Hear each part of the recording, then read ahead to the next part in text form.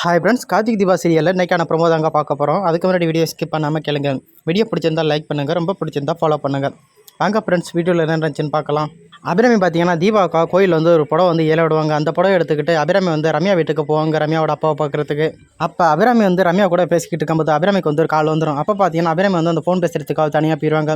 அந்த நேரம் பார்த்து மீனாட்சி ரம்யா கிட்ட கேட்பாங்க, உங்கள் ரூம் எங்கே இருக்குன்னு. எங்கள் ரூம் இந்த தான் இருக்குது அப்படின்ட்டு அவங்க ரூமை காட்டுறதுக்காக ரம்யா மீனாட்சி அழைச்சிக்கிட்டு ரம்யாவோட ரூமுக்கு போவாங்க. அப்போ மீனாட்சி ரம்யாவோட ரூமை பார்த்துட்டு ரொம்ப சூப்பராகவே உங்கள் ரூம் வச்சிருக்கீங்க அப்படின்னு பார்த்துக்கிட்டு இருப்பாங்க. அப்போ பார்த்தீங்கன்னா ஒரு காக்கி சட்டை இருக்குது. என்னது காக்கி சட்டையில் உங்கள் ரூமில் வச்சிருக்கீங்க, யாரோடது அப்படின்னு மீனாட்சி கேட்பாங்க. மீனாட்சி அப்படி கேட்டதோட ரம்யாவுக்கு என்ன பண்ணுறேன்னே தெரியாது பதட்டத்தில். அப்போ உடனே ரம்யா நினைப்பாங்க, எதை இவ கேட்கக்கூடாதுன்னு நினைக்கிறோமோ அதை தான் இவ கேட்குறா அப்படின்னு நினச்சிக்கிட்டு இருப்பாங்க.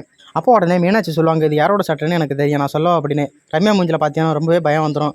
அப்போ உடனே மீனாட்சி சொல்லுவாங்க, நீங்கள் கம்பெனியில் ஒரு லேபராக லவ் பண்ணுறது தீபா என்கிட்ட சொல்லியிருக்கா, அந்த லேபரோட சட்டை தானே, அதாவது நீங்கள் காதலிக்கிறீங்களா அந்த பையனோட சட்டை தானே அப்படின்னு மீனாட்சி சொல்லுவாங்க. அப்போ உடனே ரம்யாவும் ஆமாம் அப்படின்னு தலையாட்டுவாங்க. அதுக்கப்புறம் பார்த்தீங்கன்னா மீனாட்சி சொல்லுவாங்க, நான் மாடியை பற்றி சுற்றி பார்த்துட்டு வரேன் அப்படின்ட்டு மீனாட்சி போயிடுவாங்க. இங்கே பார்த்தீங்கன்னா அபிராமி ஃபோன் பேசிக்கிட்டே இருப்பாங்க. அந்த நேரம் ரம்யா நினைப்பாங்க, எனக்கு கிடைக்க வேண்டிய புடவை யாருக்குமே கிடைக்கக்கூடாது, அதனால இந்த புடவை ஏதாச்சும் பண்ணணும் அப்படின்னு பிளான் பண்ணிக்கிட்டு இருப்பாங்க. அபிராமி ஃபோன் பேசி முடிக்கிறதுக்குள்ள ரம்யா அந்த தீபாவுக்கு எடுத்துகிட்டு வந்த புடவை கொண்டு போய் அவங்க ரூமுக்குள்ள வச்சுட்டு வந்துருவாங்க. அதுக்கப்புறம் பார்த்தீங்கன்னா அபிராமி மீனாட்சி சரிமா நாங்கள் கிளம்புறோமா, எதுக்கும் அப்பா கிட்ட ஒரு வார்த்தை சொல்லிட்டு போகிறோமா அப்படின்னு சொல்லிட்டு ரம்யாவோட அப்பா பார்க்கறதுக்காக போவாங்க. அப்போ உடனே ரம்யாவோட அப்பா சொல்லுவாங்க, முத கார்த்திக்கு பார்த்த போன ரம்யா தானே, வீட்டில் யாருக்கிட்டையும் சொல்லிக்கிட்டு இருக்காதீங்கம்மா, அதனால வீட்டில் ஏதாச்சும் பிரச்சனை வந்துடும் அப்படின்னு ரம்யாவோட அப்பா சொல்லுவாங்க. உடனே அபிராமியும் சரிங்க, அதை பற்றியெல்லாம் நாங்கள் எதுவும் பேச மாட்டோம் அப்படின்ட்டு மீனாட்சியும் சொல்லுவாங்க. அப்போ உடனே ரம்யா சொல்லுவாங்க, ஆண்டி முக்கியமாக கார்த்திக்கும் தீபாவுக்கும் அந்த விஷயம் தெரியக்கூடாது அப்படின்னு சொல்லுவாங்க. அதுக்கு உடனே அபிராமி சொல்லுவாங்க, நானும் சொல்ல மாட்டோமா, என்னோட மருமக மீனாட்சியும் அதெல்லாம் சொல்ல மாட்டாங்கம்மா, சரிம்மா நாங்கள் வரமா அப்படின்னு சொல்லிட்டு அபிராமி மீனாட்சியும் ரம்யா வீட்டிலேருந்து கிளம்பிடுவாங்க. அதுக்கப்புறமா ரம்யா யோசிப்பாங்க, அந்த புடவையும் எனக்கு தான், கார்த்திக்கும் எனக்கு தான், எப்படியோ ஒரு வழியாக புடவை எடுத்து வச்சாச்சு, அதே மாதிரி கார்த்திகை நான் யாருக்கிட்டையுமே அடைய விட மாட்டேன், கார்த்திகை எப்படியாவது தீபா கிட்ட பிரித்து என்கிட்ட கொண்டுட்டு வந்துடும் அப்படின்னு ரம்யா நினச்சிக்கிட்டு இருப்பாங்க. இன்னொரு பக்கம் பார்த்தீங்கன்னா கார்த்திகை தான் காட்டுவாங்க. கார்த்தி தீபாவுக்கு கோயிலுக்கு விளக்கு போடுறதுக்காக பூவெல்லாம் வாங்கிக்கிட்டு அர்ச்சனை சாமெல்லாம் வாங்கிக்கிட்டு சாமி கும்பிட்றதுக்கு போவாங்க. கார்த்தியும் ஒரு வழியாக கோயிலுக்கு போய்த்து நல்லபடியாக சாமி கும்பிட்டு முடிச்சிருவாங்க. கார்த்தி சாமி கும்பிட்டுட்டு வெளியில் வரும்போது அப்போ பார்த்தீங்கன்னா கார்த்தி ஒரு கம்பெனியில் வேலை பார்த்த லேபரை பார்த்துருவாங்க. அப்போ உடனே அந்த லேபரை பார்த்துட்டு கார்த்தி கேட்பாங்க, என்ன உங்கள் பொண்ணுக்கு ஸ்கூல் ஃபீஸ் கட்டி முடிச்சிட்டீங்களா அப்படின்னு கேட்பாங்க. அதுக்கு உடனே அந்த லேபர் சொல்லுவாங்க, அதெல்லாம் ஸ்கூல் ஃபீஸ் கட்டிட்டோம்னா, நீங்கள் கொடுத்த மோதிரத்தை வச்சு கட்டலை, மேடம் பணம் கொடுத்தாங்க, அதை வச்சு கட்டிட்டேன் அப்படின்னு சொல்லுவாங்க. அதை கேட்டுட்டு கார்த்திக் செமையாக ஷாக்காயிருவாங்க. ஏன் நான் கொடுத்த மோதிரம் என்னாச்சு அப்படின்னு கேட்பாங்க அந்த லேபரை பார்த்து. அப்போ உடனே அந்த லேபர் நடந்த உண்மை எல்லாத்தையுமே கார்த்திகிட்ட சொல்லுவாங்க. அந்த மேடம் எனக்கு கால் பண்ணி வர சொன்னாங்க அவங்களோட வீட்டுக்கு, நானும் போயிருந்தேன், நீங்கள் கொடுத்த மோதிரத்தை வாங்கிக்கிட்டு உனக்கு ஸ்கூல் ஃபீஸுக்கு என்ன பணம் தானே வேணும், அதனால் இந்த பணத்தை வாங்கிக்க, இதை யாருக்கிட்டையும் சொல்லாது அப்படின்ட்டு மேடம் அந்த மோதிரத்தை வாங்கிக்கிட்டு என்கிட்ட பணத்தை கொடுத்தாங்க அப்படின்னு அந்த லேபர் கார்த்திகிட்ட சொல்லுவாங்க.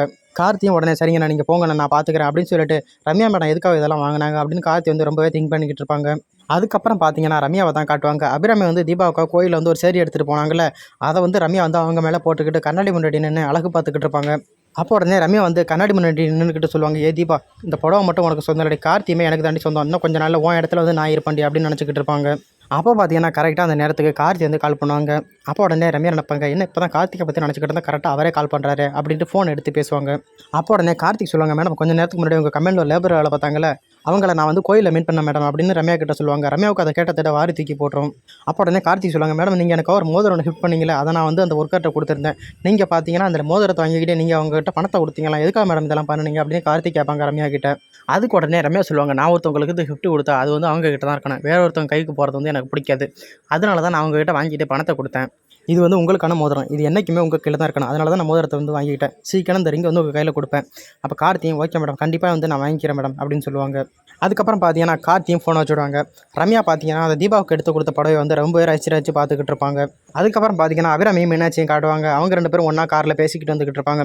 அப்போ பார்த்தீங்கன்னா திடீர்னு எங்கே மீனாட்சி புடவை காணும் அப்படின்னு அபிராமி ரொம்ப பதட்டத்தோடு தேடிக்கிட்டு இருப்பாங்க. அப்போ உடனே அபிராமி சொல்லுவாங்க, ஒருவேளை அம்மா வீட்டிலே மறந்து வச்சுட்டு இருந்திருப்போமோ அப்படின்னு. அதுக்கு பார்த்தீங்கன்னா மீனாட்சி சொல்லுவாங்க, ஆமாத்தா நீங்கள் கூட அம்மா கிட்ட இந்த புடவை பற்றி பேசிக்கிட்டு இருந்தீங்கல்ல, ஒருவேளை நீங்கள் அங்கே தான் மறந்துட்டு வச்சிருந்துருக்கலாம், நம்ம எதுக்கு அம்மா வீட்டுக்கு போய் பார்த்தோம்னா கண்டிப்பாக அந்த புடவை இருக்கும் அப்படின்னு மீனாட்சி சொல்லுவாங்க. அப்போ உடனே அபிராமி கேட்பாங்க, நம்ம வேணா வண்டியை திருப்பிட்டு போய்த்து அம்மா வீட்டுக்கு போய்த்து அந்த சேரி எடுத்துகிட்டு வந்துடலாமா அப்படின்னு. இல்லத்தை வேணாம் தான் வீடு வரைக்கும் வந்துட்டோம்ல, எதுக்கு இது தேவையில்லாத அலைச்சல், நான் வேணா அந்த அம்மா வீட்டுக்கு போய்த்து அந்த சேரி எடுத்துகிட்டு வந்துடுறேன் அப்படின்னு மீனாட்சி சொல்லுவாங்க. அதுக்கப்புறம் பார்த்தீங்கன்னா ரம்யாவை தான் காட்டுவாங்க. ரம்யா பார்த்தீங்கன்னா அந்த தீபாவோட புடவையை எடுத்து வச்சுக்கிட்டோம், கார்த்திக் கொடுக்க வேண்டிய ரிங்கு எடுத்து வச்சுக்கிட்டோம், ரொம்ப ரசித்து பார்த்துக்கிட்டு இருப்பாங்க. அப்போ பார்த்தீங்கன்னா ரம்யாவோட மனசாட்சி வரும். அப்போ உடனே ரம்யா கேட்பாங்க, ஒரு புடவை கூட ரசிக்க விட மாட்டேங்குது, அதுக்குள்ளே நீ எதுக்கு அப்படின்னு. அதுக்கு உடனே மனசாட்சி சொல்லும், அபிராமி தீபாவுக்காக தேடி எடுத்த புடவை, ஏலத்தில் எடுத்த புடவை உன் கைக்கு எதுக்கு வரணும், இதெல்லாம் நீ கொஞ்சம் திங்க் பண்ணி பாரு அப்படின்னு மனசாட்சி சொல்லும். அப்போ உடனே ரம்யா சொல்லுவாங்க ஏன்னு எனக்கு தெரியல அப்படின்னு. அப்போ பார்த்தீங்கன்னா மனசாட்சி வந்து சொல்லும், அதெல்லாம் எதுக்காக தெரியுமா, உனக்கு தான் கார்த்திக் அதை உறுதிப்படுத்துக்காக தான் அந்த படம் வந்து இவ்வளோ தூரம் உனக்காக வந்திருக்குது. நீ தான் கார்த்திக் வந்து ஏற்ற சரியான பொண்டாட்டி, அவங்க வீட்டுக்கு ஏற்ற மருமக வந்து நீ தான் அப்படின்னு ரொம்பவே சொல்லி அந்த மனசாட்சி வந்து ரம்யா வந்து ரொம்பவே ஏற்றி விடும்.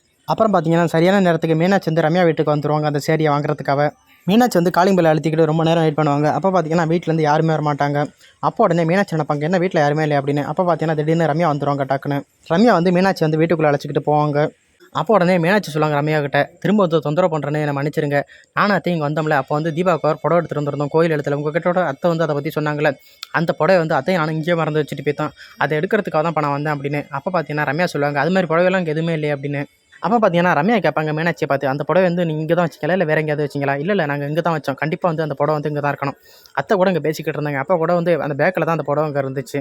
நாங்கள் நேராக மாடிக்கு போய் உங்கள் அப்பா பார்த்துட்டு அதுக்கப்புறம் நாங்கள் வேறு எங்கேயுமே போகல, அத்தையை கொண்டு போய் வீட்டில் விட்டுட்டு அதுக்கப்புறம் நேராக நான் இங்கே தான் வரேன். அப்போனா கண்டிப்பாக வந்து அந்த புடவை வந்து இங்கே தான் இருக்கணும் அப்படின்னு மீனாட்சி வந்து சொல்கிறாங்க ரம்யா கிட்ட. அப்போ உடனே ரம்யா சொல்கிறாங்க மீனாட்சி கிட்ட, கண்டிப்பாக வந்து அந்த புடவை வந்து இங்கே இல்லைங்க ரம்யா, அந்த புடவை வந்து இங்கே தான் இருக்கணும், இங்கே எங்கேயாவது உங்கள் கண்ணில் படாமல் இருக்கணும், நான் வேணால் தேடி பார்க்குறேன் அப்படின்னு சொல்லிட்டு மீனாட்சி வந்து அந்த சேரி வந்து தேடிக்கிட்டு இருப்பாங்க. அப்போ உடனே மீனாட்சி சொல்லுவாங்க அந்த புடவை வந்து இங்கே இல்லை, மேலே தேடி பார்க்கலாமா அப்படின்னு. அதுக்கு உடனே ரம்யா நினைப்பாங்க, சரி அந்த புடவை வந்து இப்போ கண்டுபிடிக்காம விட மாட்டா போயிருக்கேன், அந்த சேரி வேறு மேலே தான் இருக்குது, சரி எதுக்கு நம்ம மேலே போய்த்து பார்க்கலாம் அப்படின்ட்டு ரம்யா வந்து மீனாட்சி அழைச்சிக்கிட்டு நேராக மாடிக்கு போவாங்க. அப்போ உடனே மீனாட்சி சொல்லுவாங்க நான் எதுக்கும் அப்பா ரூமில் போய் தேடி பார்த்துட்டு வரேன் அப்படின்ட்டு மீனாட்சி பார்த்தீங்கன்னா ரம்யாவோட அப்பா ரூமில் தேடி பார்க்கறதுக்காக போயிடுவாங்க. அப்போ பார்த்தீங்கன்னா மீனாட்சி வந்து அவள் வந்து நம்ம ரூமில் செக் பண்ணிட்டானா, நம்மளை பார்த்துட்டானா, அந்த புடவை எடுத்து வச்சதை ரொம்ப அசிங்கமாக நினச்சிக்கிடுவா, எதுக்கு நம்ம கொண்டாந்து ஹாலிலே வச்சிரும் அப்படின்ட்டு ரம்யா வந்து அந்த சேரி எடுக்கிறதுக்காக அவங்க ரூமுக்கு போவாங்க. சேரி எடுத்துகிட்டு வந்து ரம்யா வந்து யாருக்கும் தெரியாமல் சோபாவுக்கு பின்னாடி கொண்டாந்து வச்சிருவாங்க. இங்கே மீனாட்சி பார்த்தீங்கன்னா அவங்க அப்பா ரூமுக்கு போய் எங்கே பார்த்தாலுமே தேடிக்கிட்டு இருப்பாங்க. தேடி பார்த்துட்டு வந்து ரம்யா கிட்ட சொல்லுவாங்க பேக் வந்து எங்கே இருக்குதுன்னு தெரியலையே, நான் வந்து எல்லா ரூம்லையுமே தேடி பார்த்துட்டு இப்போ என்ன பண்ணுறதுன்னு தெரியல அப்படின்னு ரொம்ப பதட்டத்தோடு இருப்பாங்க மீனாட்சி.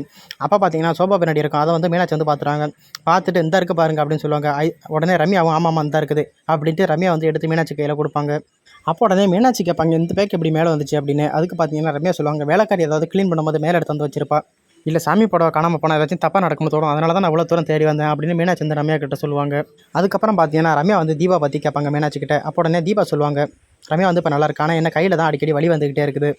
அப்போ உடனே ரம்யா சொல்லுவாங்க எங்கள் அப்பாவுக்கும் இது மாதிரி தான் கையில் வந்து அடிக்கடி வலிக்கும், அவங்களுக்கு ஒரு டேப்லெட் கொடுத்தோம், அதுக்கப்புறம் எந்த வலியுமே வரதில்லை, நான் வேணால் அந்த டேப்லெட் மாத்திரை வந்து எழுதி தரேன், அதை கொடுத்து நீங்கள் வந்து கார்த்திகிட்ட சொல்லி மெடிக்கல் வாங்கிட்டு வர சொல்லுங்கள் அப்படின்னு சொல்லிட்டு பார்த்தீங்கன்னா அந்த ஃபோட்டோ எடுத்து மீனாட்சியோட செல்லுக்கு சென்ட் பண்ணுவாங்க. மீனாட்சி பார்த்தீங்கன்னா ரொம்பவே நன்றி ரம்யா அப்படின்னு சொல்லுவாங்க. அதுக்கு உடனே ரம்யா சொல்லுவாங்க என்னோட ஃப்ரெண்டு தீபாவுக்கு தானே ஹெல்ப் பண்ணேன், இது வந்து என்னோட கடமை இல்லையா அப்படின்னு ரம்யா வந்து சொல்லுவாங்க. அப்போ உடனே மீனாட்சி கேட்பாங்க எனக்கு இன்னொரு ஹெல்ப்பும் பண்ண முடியுமா அப்படின்னு. என்ன ஹெல்ப்னு ரம்யா கேட்பாங்க. இதோ வச்சிருக்கீங்களா ராமர் சிலை, அதை வந்து எனக்கு கொடுக்க முடியுமா. அப்போ உடனே ரம்யா கேட்பாங்க என்ன திடீர்னு ராமர் சீதா சிலையை கேட்குறீங்க அப்படின்னு. அது எனக்கு ரொம்ப பிடிச்சிருக்குது, அதனால தான் ரம்யா கேட்டேன் அப்படின்னு மீனாட்சி சொல்லுவாங்க. அந்த சிலையை பார்க்கும் போதெல்லாம் தீபாவையும் கார்த்தியும் பார்க்குற மாதிரியே இருக்குது. ஏன்னா தீபாவும் கார்த்தியும் எப்பொழுதும் ராமரும் சீதா மாதிரி தான் ரொம்பவுமே ஒத்துமையாக இருக்காங்க, அந்த சிலை வந்து அவங்களுக்கு தான் கரெக்டாக இருக்கும், நான் கொண்டு போய்ட்டு இதை வந்து தீபாவுக்கு கிஃப்ட்டாக கொடுக்கலாம்னு இருக்கேன் அப்படின்னு மீனாட்சி சொல்லுவாங்க. இங்கே பார்த்தீங்கன்னா ரம்யா வந்து செம கோவத்தில் இருப்பாங்க, என்ன இப்போ இதெல்லாம் கேட்குறாள் அப்படின்னு. அதுக்கப்புறமா ரம்யா வந்து வேறு வழி தெரியாமல் பார்த்தீங்கன்னா அந்த ராமர் சீதா சிலையை எடுத்து மீனாட்சி கையில் கொடுத்துருவாங்க. மீனாட்சி வந்து அதை ஹாப்பியாக வாங்கிக்கிட்டு சந்தோஷமாக அங்கேருந்து கிளம்பிடுவாங்க. அப்போ உடனே அபிராமி வந்து மீனாட்சி கால் பண்ணுவாங்க என்ன சேரி கிடச்சிட்டா அப்படின்னு கேட்பாங்க. அதுக்கு உடனே மீனாட்சி சொல்லுவாங்க அதை சேரி கிடச்சிட்டு தான் நான் வீட்டுக்கு தான் வந்துக்கிட்டு இருக்கேன், வந்து